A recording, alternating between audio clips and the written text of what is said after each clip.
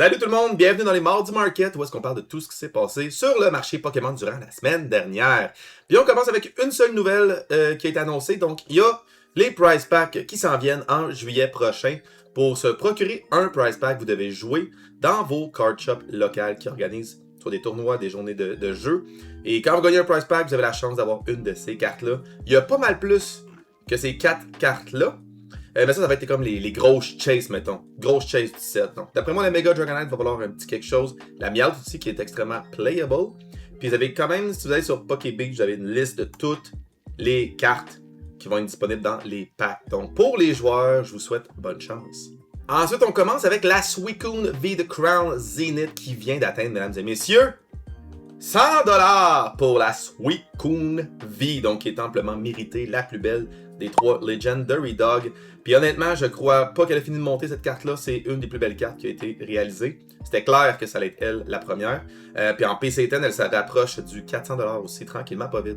On a aussi la Giratina qui continue son ascension vers le sommet, donc qui est maintenant rendu à du 562$, donc un gros gain pour la Giratina. Il y a beaucoup de gens qui disent qu'elle sera une complétion avec la Darkrai du nouveau set. Encore une fois, la Bubble Mew est en ascension, elle aussi, rendue à du 1400 en Raw. Puis c'est fou raide ce qui se passe avec la PSA 10, je crois que c'est à cause du Black Label, puis un peu d'influence de l'extérieur, mais la PSA 10 est rendue à 5400$, ce qui se rapproche tranquillement pas vite de la Umbreon. Puis les grosses chases du Sword and Shield font extrêmement bien ce temps-ci, dont la Giratina, encore une fois, de Lost Origin, qui est rendue 1100 en Raw, ok fine, mais ce qui fait bien, c'est la PSA 10 qui est rendue à du 4500$. Donc tout ce qui est gradé en PSA 10, des grosses chases, sont en ascension présentement. Puis ça fait longtemps qu'on sait qu'il y a un set de Rayquaza qui s'en vient, puis il y a pas mal de Rayquaza qui montent très constamment depuis cette annonce-là. Puis on se prépare, ça s'en vient en septembre, mais il y a encore plein de cartes qui montent pour le moment. Donc présentement, la Shining Rayquaza qui est rendue à 162$. On a aussi la promo de Rayquaza de Diamond and Pearl qui est rendue à du 502$, ce qui est une ascension de pratiquement 25%. On a aussi la Rayquaza GX, ça c'est une promo qui venait dans la grosse boîte, je l'ai trouvé. C'est la grosse boîte ici de Hidden Fate. 15 packs de Hidden Fate qu'il y avait dans cette boîte-là. Mais cette boîte-là, pour vrai, gigantesque. Cette boîte-là fait pas si bien en seal, elle prend beaucoup de place. Mais la promo est en train de monter à du 242$. Ensuite, encore une fois, la Rayquaza V de Evolving Sky a monté d'un autre 12%, est rendu à du 670$. C'est quand même beaucoup d'augmentation à chaque semaine présentement. La Rayquaza VMAX est pratiquement le double, mais plus que le double présentement à du 1438$. Elle a déjà connu sa grosse augmentation en PC10, mais elle se maintient pas mal à 4000$ environ présentement.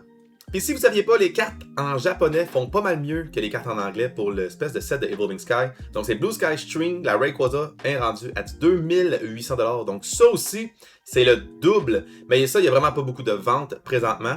Puis en PC10, vous la retrouvez à 10 000 beau bidou. Ensuite, c'est sûr qu'on parle du Chinese. C'est sûr qu'on parle du Chinese market parce que présentement, les cartes exclusives Chinese, comme je l'ai dit depuis un mois, font extrêmement bien. Mais là, font un peu trop bien, on dirait. Là, il y a quelque chose qui...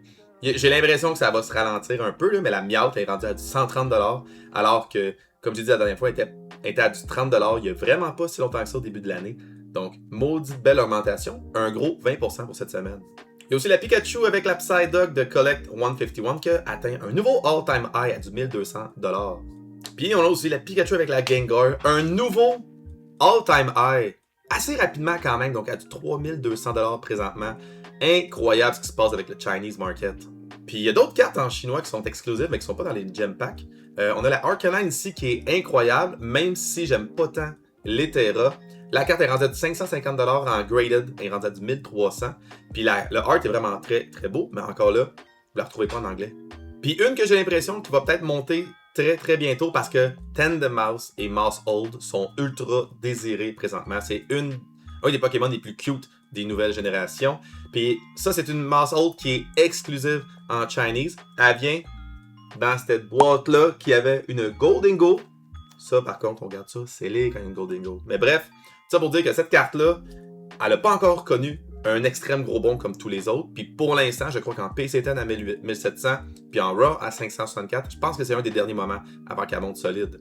On retourne dans les cartes en anglais pour les Illustration Rare. On a la Bulbasaur de Stellar Crown qui s'approche du 200$ tranquillement pas vite. La Squirtle, elle monte pas encore à ce point-là, mais très très steady pour les Chase du Stellar. On a la Kunkelder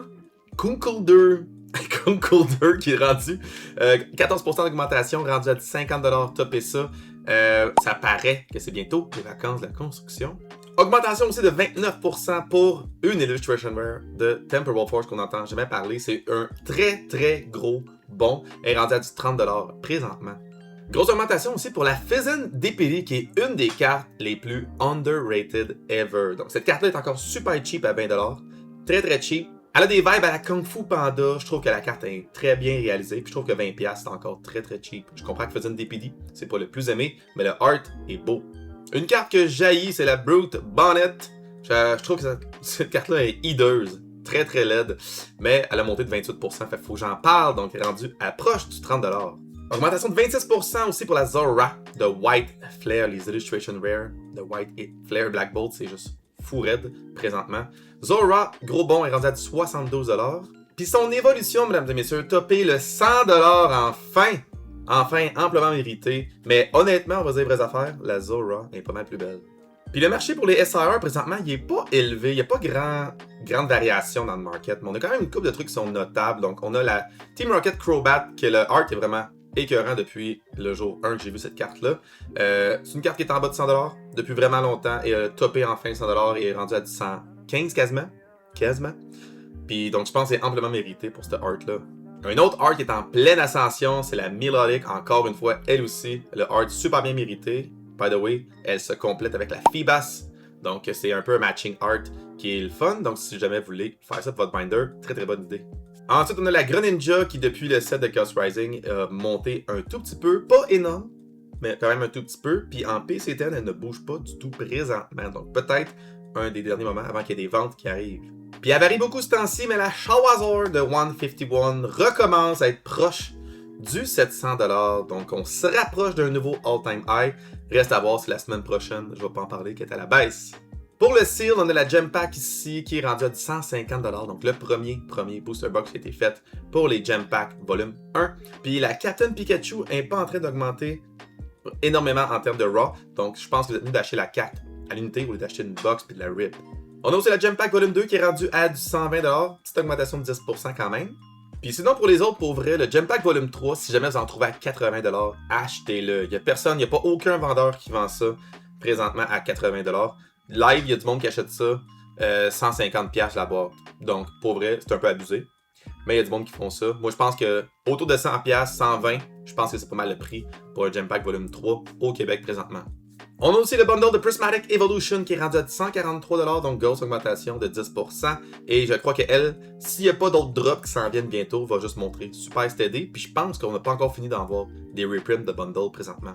Puis il faut que je parle des bundles de Ascended qui sont rendus à 140$, ce qui est pratiquement 24$ du prix par pack pour du Ascended Heroes, ce qui est énorme. Si jamais vous voulez rip du Ascended, allez-y avec des boîtes comme la Mega Embor. Vous avez 4 packs, c'est 70$. C'est littéralement 17$ le pack. Ça vous vient 7$ le pack moins cher si vous ripez cette boîte-là. Donc, si vous voulez rip des boîtes, bundle, c'est plus un objet à rip. C'est un objet à garder scellé. Puis toujours des belles augmentations pour la Crown Zenith de Pokémon Center. Amplement méritée, cette boîte-là. Elle est sublime. Il y a un set de Lucario qui va s'en venir l'année prochaine, fait que peut-être qu'il va encore avoir un petit regain rendu là, mais elle monte super steady, approche du 900$. Puis mon what the fuck du mardi, j'ai pas le choix de le donner au 30e célébration pack. Voyons donc qu'il y a eu une vente enregistrée de 210$ en pré-release. Je sais pas c'est qui l'imbécile qui a fait ça. C'est impossible qu'un prix d'un nouveau pack va être à 210$. C'est impossible.